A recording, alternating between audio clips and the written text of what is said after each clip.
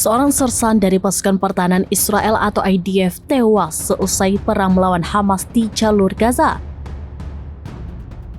Militer Israel juga mengkonfirmasi setidaknya ada 701 tentara Zionis yang tewas selama konfrontasi.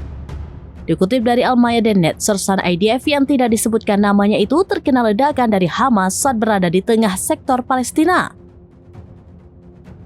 Dilaporkan sersan IDF terkena alat peledak saat berada di jalur Gaza. Akibat ledakan tersebut, ia mengalami sejumlah luka hingga kondisi kritis. Sayangnya, nyawa sersan IDF itu tidak bisa diselamatkan hingga dinyatakan tewas. Dengan kematian sersan tersebut, Israel mengkonfirmasi korban tentara yang tewas di Gaza meningkat. Setidaknya ada 700 tentara Israel yang tewas sejak 7 Oktober 2023 silam. Di sisi lain, militan Palestina yang terdiri dari Brigade Al-Nasir Salah Al-Din dan Brigade Al-Ansar melakukan operasi gabungan.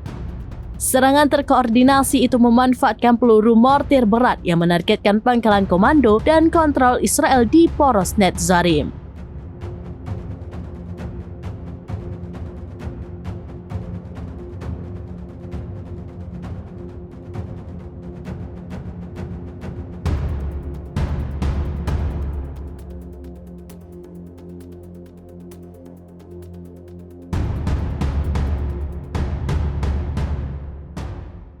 Download Tribun X sekarang, menghadirkan lokal menjadi Indonesia.